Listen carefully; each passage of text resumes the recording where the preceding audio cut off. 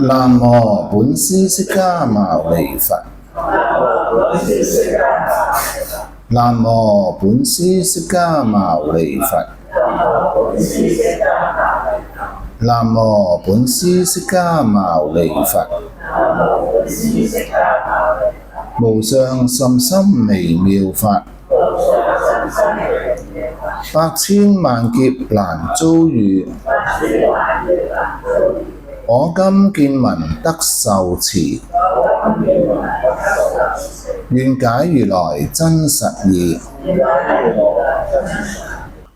維摩詰所說經就講到觀眾生品第七，呢度中間嗰度可以講係好精彩嘅一段。有幾精彩啊？就係舍利弗同天女大家互相嘅對話。佢哋嘅對話，舍利弗本身係一個小乘修行解脫嘅修行人，證得羅漢即阿羅漢嘅果位，不執着世間一切嘅事物嘅演變，處喺一個空性清淨自了。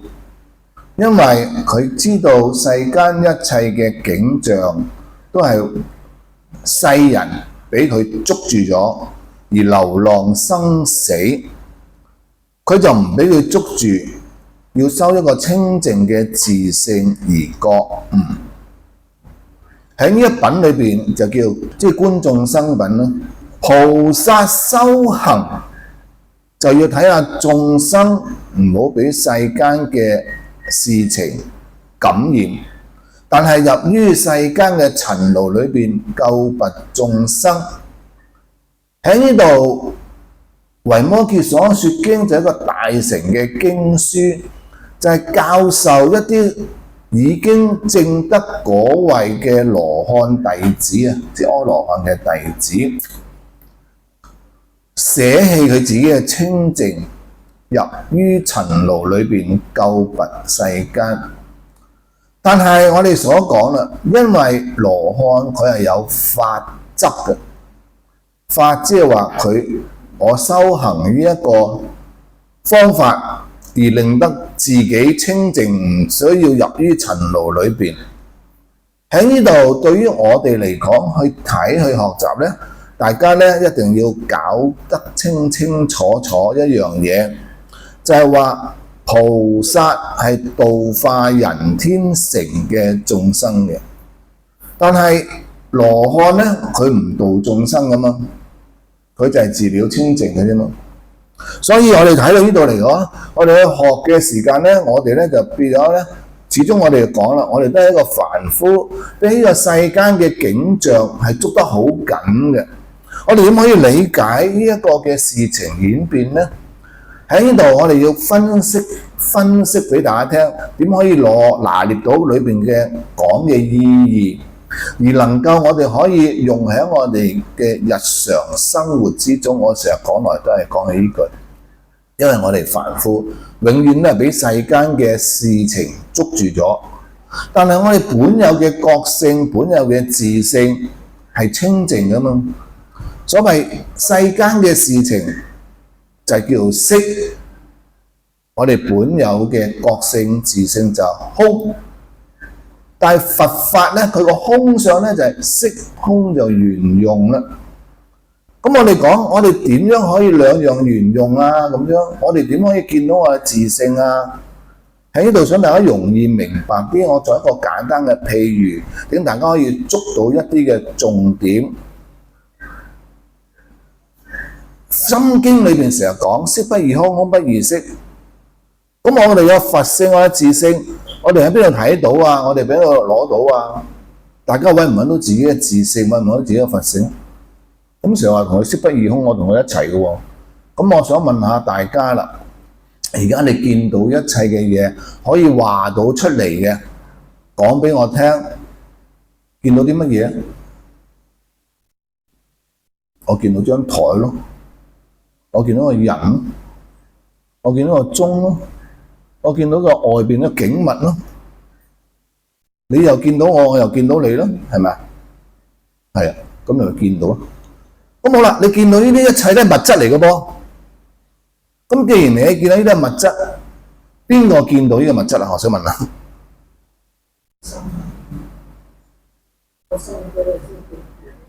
係啦，咁即係話你本身個心，即係你個覺性、你嘅自性，而你先會有呢個嘅景象見到啫嘛。如果你冇呢個覺性、冇呢個自性，就點會見到呢個景象咧？咁你個心有冇離開過呢個景象？冇啊，咁就色不異空，空不異色啦。咁但係我哋呢個心見到就話點啊？既然你知道呢個覺性，我哋見到一切嘅咧，就開始分別計較啦。咁既然你知道我哋嘅心見到嘅嘢嘅時間，去分別計較，你本身見到你而家坐喺度見到嘅嘢，你個心有冇喐過？冇喐過㗎，我見到冇事啊嘛，冇事發生喎，冇喐過咯。但係如果一喐動咧，個景物一喐動咧，你個心就隨住個景物轉㗎咯噃。我讚你一句啊，你好人喎，哎呀幾開心。咁啊，我讚你一句你咪，我鬧你一句，你真係衰，你咁衰鬧我，咁就隨住我嘅説話去變動咯。好啦，你見到外面嘅嘢，哇，風光明媚，好靚喎，好開心，哇，行雷閃電喎。咁其實我哋嘅心原來本身係清淨，但係因為原來我哋受到景物影響咗。咁你明白呢樣嘢嗱，菩薩就知啦。原來一切嘅眾生就係俾個景物捉住咗我哋嘅清淨嘅心，但係菩薩要入呢個塵勞裏邊救拔佢，佢明白到佢就唔會俾呢個景象捉，係咪？所以呢個叫法性就本空啦，唔會俾根。咁呢度大家可唔可以捉到一少少嘢先？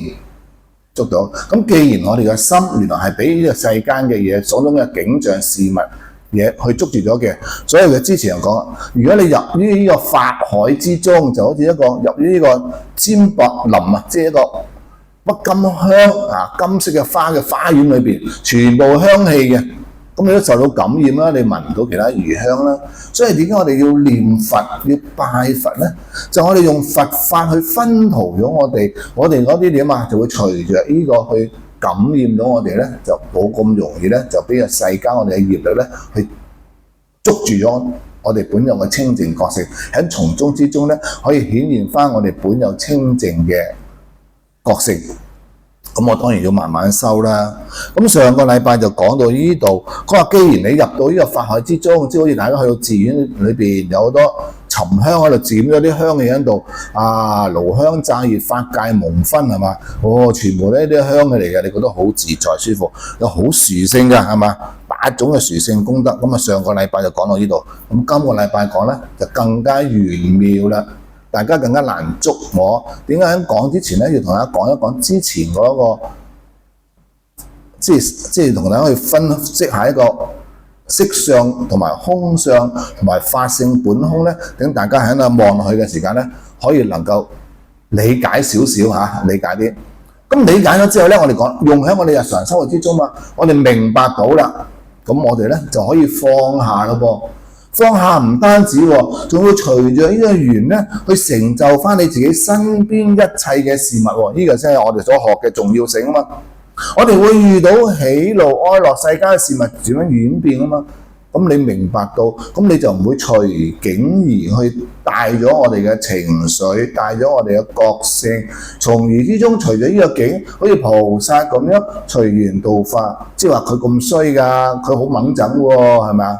佢鬧我，我猛整喎，我唔開心喎。咁其實佢仲猛整過你，係咪先？咁我猛整嚟做咩啫？咁我不如點樣令佢唔好猛整啦？係咪啊？係啊，佢好唔開心啊！佢鬧咗我，我又好唔開心。咁我唔開心啊，佢仲唔開心啦？咁我大家想開心，咁既然我哋知道啦，咁我哋咪放下我哋嘅唔開心咯，放下我哋嘅執着咯，令到對方開心咯，係嘛？開心好重要啊！你一句開心嘅説話，全世界都開心。你一句憎恨嘅説話，全世界都憎恨，起碼你自己憎恨先啦，係咪先？咁所以咧，我哋學就學呢樣嘢嚇。好啦，咁既然大家知道舍利弗係男子身上啦，係咪？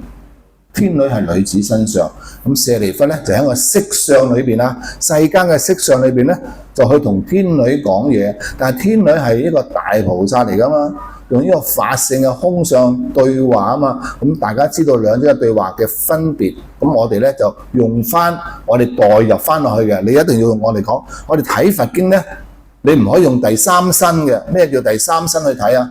第三身就話我喺度好似睇戲咁望下，唔關我事。我哋要用第一身就話我代入咗落去，講緊舍利弗嘅時間，你就當自己係舍利弗；講緊天女嘅時間，你就當係自己天女。咁我之前所解釋嗰度咧，你就知道舍利弗嘅心境係乜嘢，天女嘅心境係乜嘢，咁從而咧你就可以理解佛經裏邊嗰個意義嚇。好啦，舍利弗言：汝何以不轉女身？舍利弗咧就見到天女講得咁精彩啊嘛，舌燦蓮花係咪？哇，辯才無礙，講説話咁精彩，佛法講得咁好。咁你係一個女士嘅身上，咁點解佢會咁問佢？佢話天女啊，點解你唔轉女身啊？咁樣就問佢喎。咁天女係化現一個身上天女嘅身上出嚟，咁佢就話啦。點解你真係？既然係一個菩薩，咁你發現咗，既然係一個天女落嚟，點解唔真真正正轉咗一個女身咧？女士嘅身上，女士嘅身上。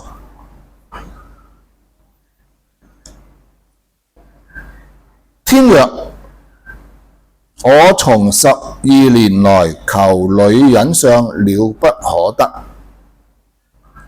天女就話啦：我嚟到呢個嚟到呢個維摩詰呢個室裏邊，呢個房間裏邊，聽維摩詰講經12年咁長嘅時間。其實我哋喺個法性裏邊咧，冇可以揾到乜嘢女身呢個身相，所以話法相冇男冇女啊嘛，所以了不可得，你都冇得去求呢樣嘢。咁我哋點解明白佢講呢句説話？我哋喺度可能會有少少懷疑，佢講乜嘢？其實我唔知喎。咁你本身天女應該女咧，點解又轉一個女身啊？因為天女係化現落嚟噶嘛，你唔真真正正轉成一個女嘅身上，不過有乜女身嘅身上啫？所以了不可得，我都冇咩叫女身身上，咩男身身上嘅。佢點解咁講啊？嗱喺呢度咧，佢下面解釋咧，大家就明白個意義啦。當何所轉啊？佢話我都唔知咩女嘅身上，點樣女嘅身上啊？根本就係法相本空寂，世間嘅相貌都變幻緊，何所轉啊？譬如幻師化作幻女，好似一個幻師，即係魔術師。大家睇過魔術啦，一個魔術，一個男嘅魔術，突然間一塊布遮住咁樣，一變咗一個女人，係嘛？變咗個女人出嚟咁。咁大家知道呢個女嘅身上係假噶嘛？係咪先？呢個唔係魔術師嚟噶嘛？攞魔術師本身係男嘅身上啊嘛，啱唔啱？咁我又問啦：若有人問何以不轉女身？點解你唔真真正正變咗個女人？明解嘛？即係你因為還原呢個女士嘅身上出嚟，不如你真真正正轉做女人啦，咁樣係咪？是人為正問否？佢話：如果個人咁問個魔術師，佢呢個問題係咪正確啊？咁你睇緊魔術師喺度變幻啫嘛，你問佢：你又變咗女嘅，點解你唔真真正正變個女人，自己做女人咁咯？即係咁解啊！咁你咁問佢，呢個問題係咪多餘啊？係咪正問啊？舍利弗言：不也，幻無定相，云當何所轉？當然唔係一個正確嘅問題啦。呢個魔術師喺度變戲，即係變幻俾你睇啫嘛，係咪啊？喺度變化俾你睇啦，都唔係真嘅，係嘛？呢個相都唔係真實嘅，冇一個定實嘅相嘅，咁點轉啊？咁樣天曰：一切諸法亦復如是，無有定相。云何乃問不轉女身？所以天女就同舍利弗講啦，佢話一切嘅佛法亦都係一樣，好似一個幻師一個魔術師咁樣，佢冇一個定相，冇定一個相嘅。咁點解你仲要問我啊？你唔轉女身相？咁好啦，咁問題就問到呢度咯噃。咁跟住出現一個好大嘅轉變出現啦。所以咧喺維摩詰所說經裏邊咧，呢一段咧係可以講，喺如果你睇戲嚟講咧，就可以好精彩嘅。哇！突然間一個變化變到點變啊？就開始咯喎。即時天女以神通力變舍利弗，令如天女。喺呢個時間咧，天女咧，佢用一個神通能力將舍利弗變咗一個女士、女人，好似天女咁嘅樣。天自化身如舍利弗，天女咧就將佢化身咧就轉咗做舍利弗喎個樣喎，就係咁轉咗。呢個還原出嚟，佢要令到舍利弗明白到呢個法相無定性，轉咗。咁轉咗點啊？咁當時咧，咁天女就問佢啦。因為天女將舍利弗轉咗女身上嘛，佢就問啦，就問阿舍利弗：疑問言，何以不轉女身？就問啦，舍利弗，喂，你而家都係女人身上喎，點解你唔真真實實轉翻個女人，做個女人咁嘅意思喎？舍利弗呆咗啦，點搞啊？舍利弗以天女像而答言啊！舍利弗咧，佢喺一個天女嘅身上啦嘛，佢就答啦。我今不知何轉而變為女身。喂，我而家都唔知點解我變咗女人身，我都唔知點樣變翻，變咗女人點變女人身上啊啫？我都搞唔掂，搞唔清楚，係咪啊？天曰：舍利弗，若能轉此女身，則一切女人亦當能轉。佢話舍利弗啊，如果你能夠將呢個你變咗個天女身上，轉做一個真真實實嘅女人，所有一切嘅女人亦都能夠轉到啦，係咪？如舍利弗非女而現女身，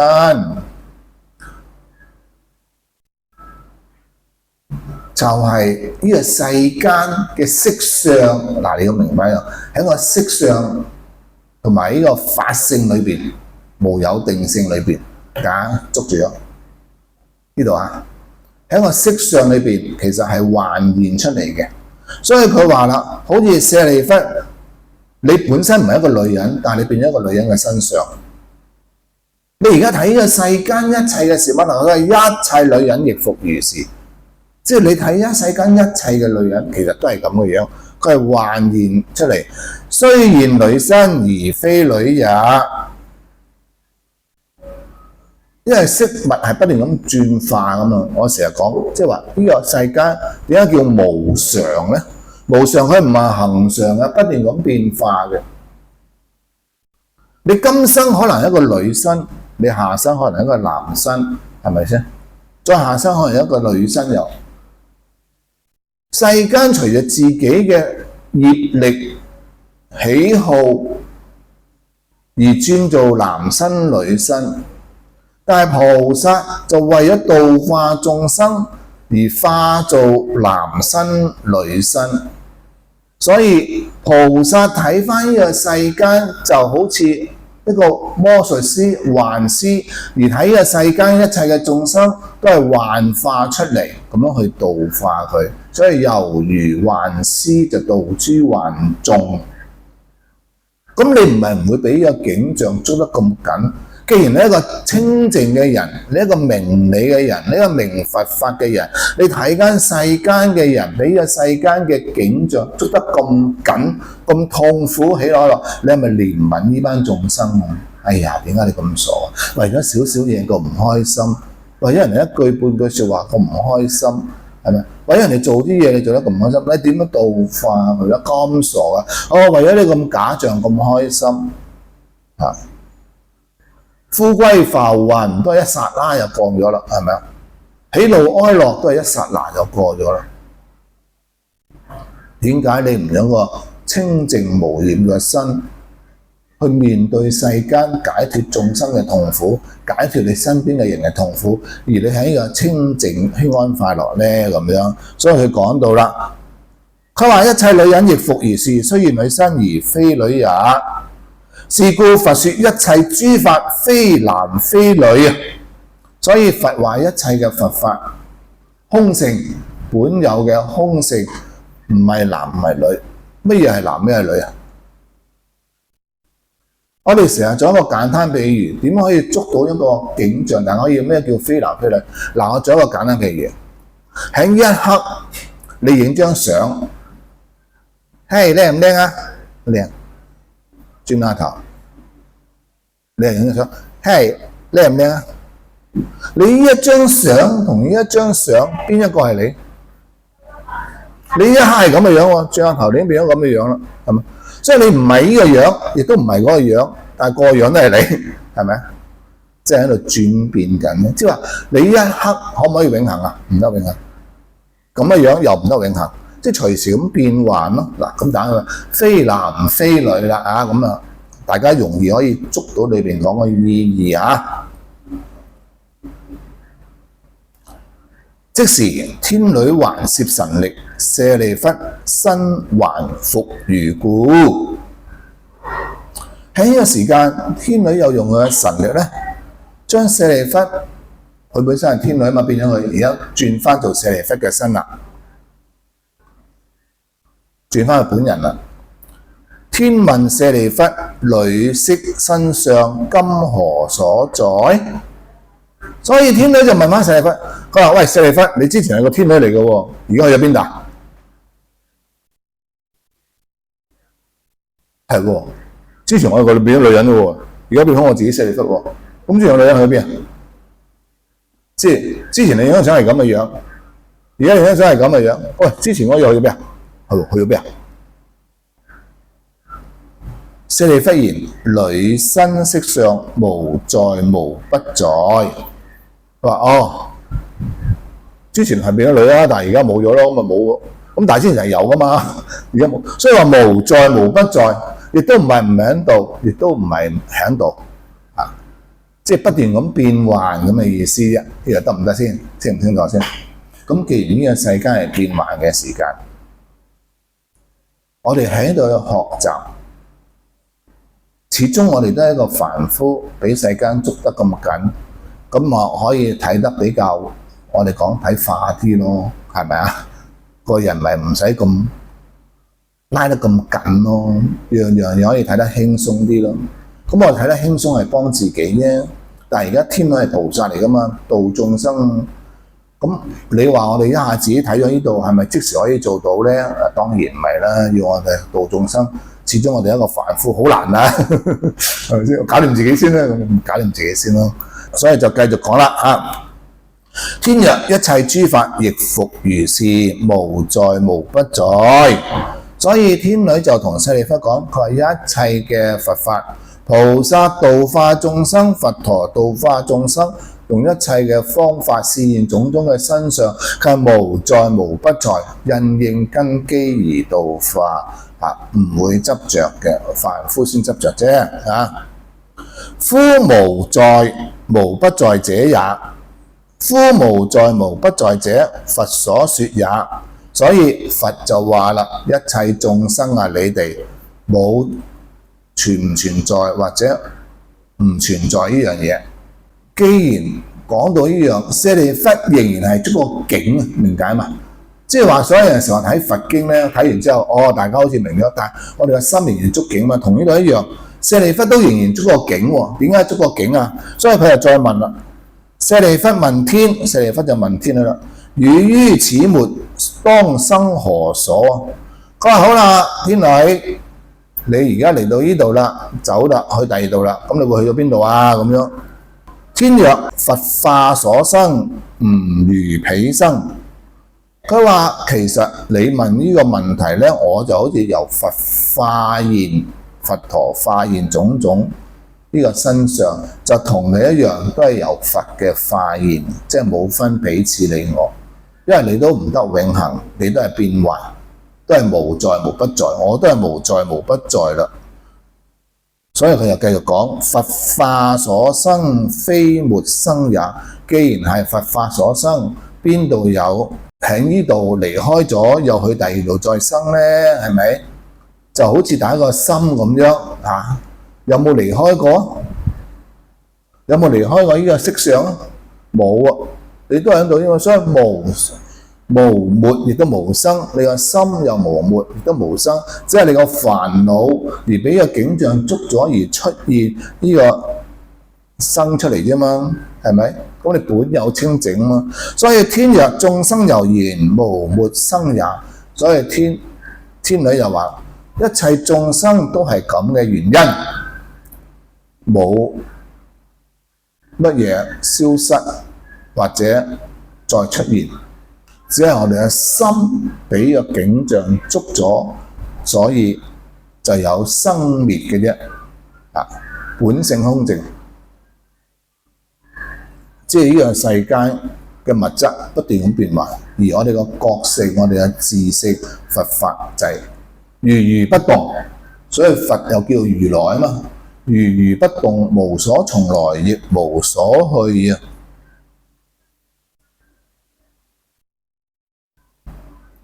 咁呢度大家明唔明白？捉唔捉到呢點先？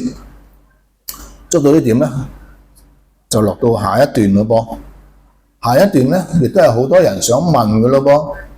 想問乜嘢啊？又未講之前，我又同大家分享一下。學佛咧，好多人話：喂，學咗佛咁耐，成佛就好咯。幾時成佛啊？大家係咪呢個問題先？成佛有幾好咧？成咗佛又如何咧？成佛只係一個覺性嚟噶嘛，佛就係叫做覺性。佛話一切眾生皆有如來德相，皆因妄想執着不能得見。即係話大家本有呢個佛性，咁成咗佛，佛係點樣成佛噶？就係發願度化無量嘅眾生，救拔佢去佢個佛國土，自覺覺他覺行圓滿，咁叫做佛啊嘛。咁成咗佛，使唔使度眾生啊？都度，只係我哋凡夫逃避啊嘛，怕苦啊嘛，怕煩啊嘛，咁咪要話咗我成佛就唔煩啊，唔苦咯。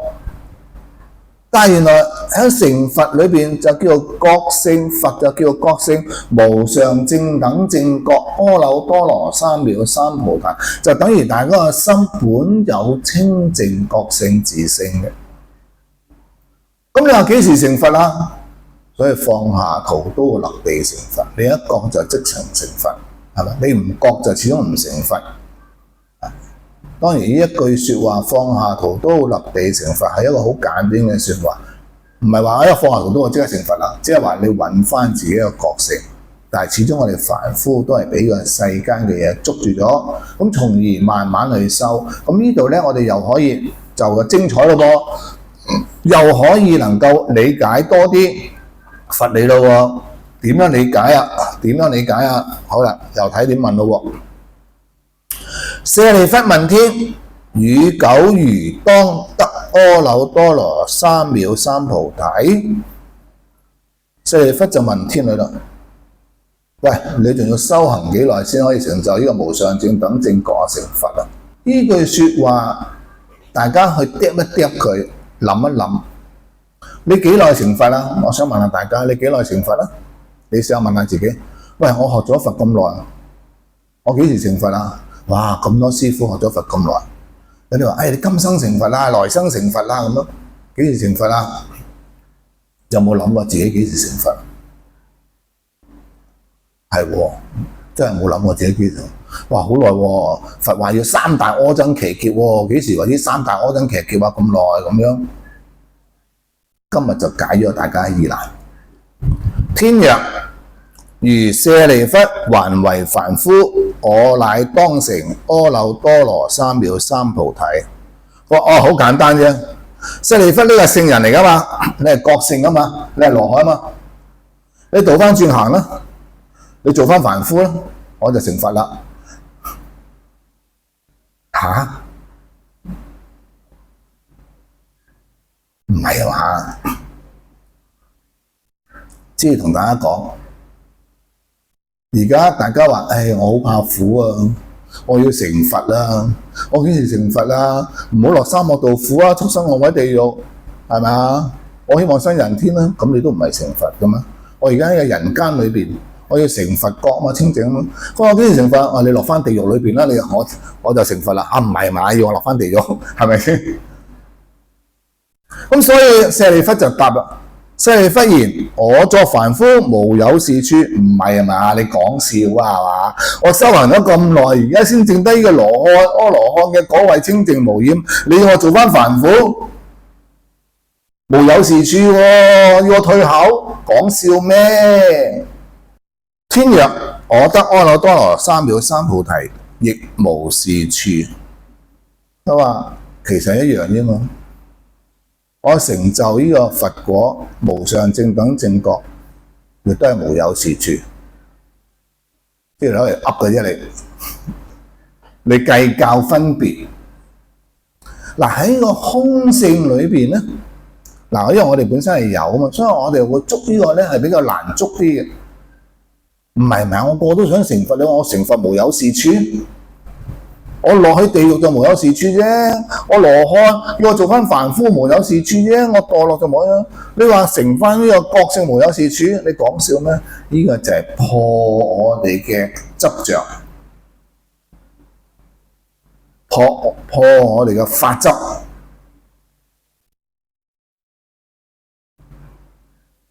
呢度大家嘗試理解一下。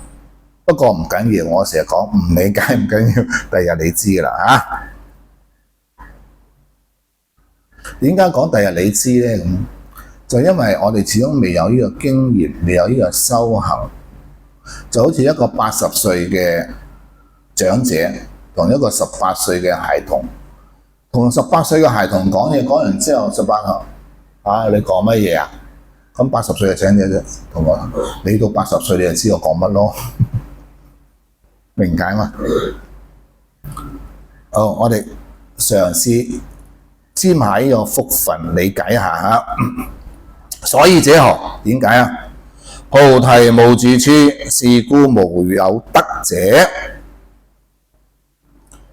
天女就話啦，因為本身嘅覺性阿耨多羅三藐三菩提無上正等正覺，冇邊一個位置無有無住處，本有清淨，充滿虛空，係咪先？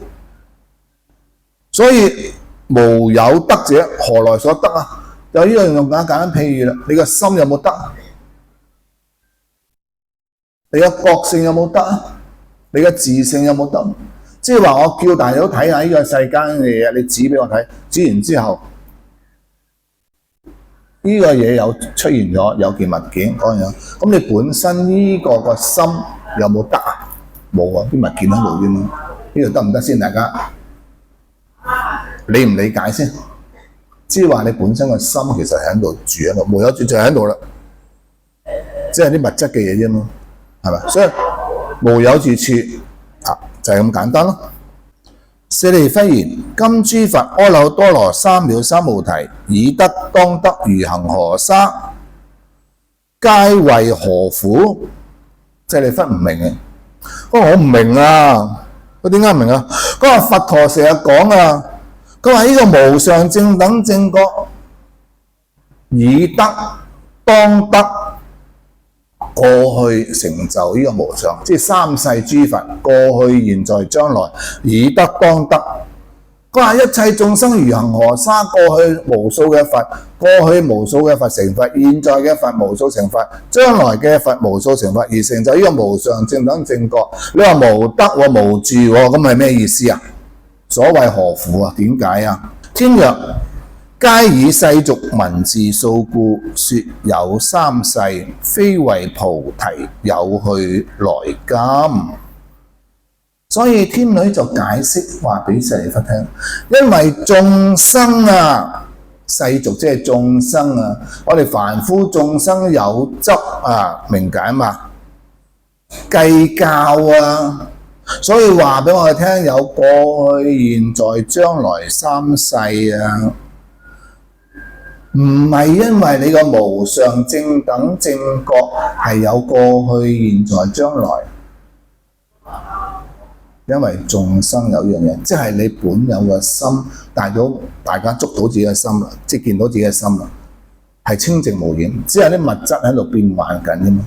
因為物質變幻緊，咪話俾你聽，呢度有個張凳，呢度有個冷氣機，嗰度有個棵樹，明解嘛？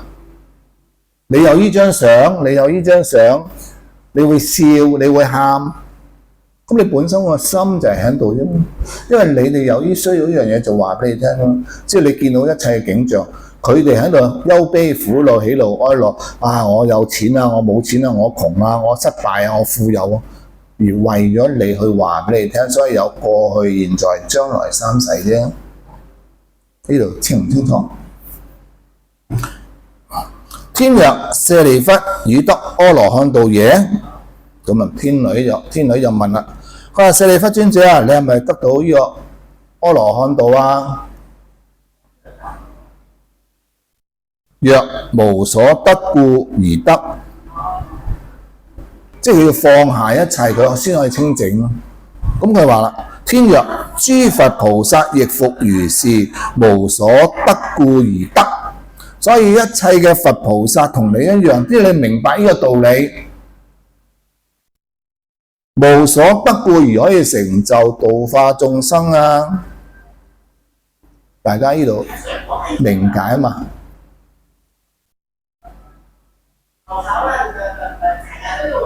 其實我哋本身就係無所得，有乜得啫？你過去有幾多財富虛幻？你有幾多苦難都係虛幻，但係你明白呢個道理之中咧，你就清淨，你嘅覺性出現就會度化眾生啦。所以感化眾生啊！好啦，盡量講啦，希望大家有啲明解啦，唔明都唔緊要啊。講完我自己，雖然係明，你未必做到，係咪先？不過盡力做到。點解啊？呢個係可以幫助我哋解決我哋嘅煩惱，解決我哋嘅執着。啊，得閒讀下呢段經文，睇下呢段經文咧，我哋會輕鬆放下好多㗎，係啦。所以於是維摩詰與舍利弗，所以喺呢個時間維摩詰就講啦，話俾舍利弗聽：是天女已曾供養92億諸佛，已能遊戲菩薩神通，所願具足，得無生忍，住不退轉啊！所以舍利弗話俾即係維摩詰話俾舍利弗，呢個天女啊，佢曾經已經供養過無數嘅佛啊，佢能夠成就點樣為之供養？大家嘛，一切眾生凡夫地救拔呢啲眾生成佛為止，就叫供養啊！所以能夠遊戲神通變化種種嘅幻化，去幫助佢哋。佢嘅願，一切菩薩以願度眾生嘛，啊，佛都係用願咁嘛，具足啦，得到呢個不生不滅，所以叫無生忍啊！嚇，不生不滅，唔會退轉嘅。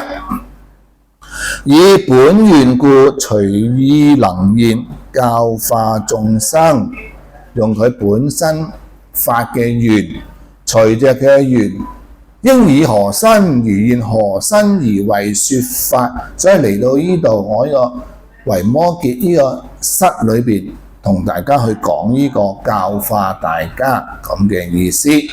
願以此功德，普及於一切我等與眾生，皆共成佛道。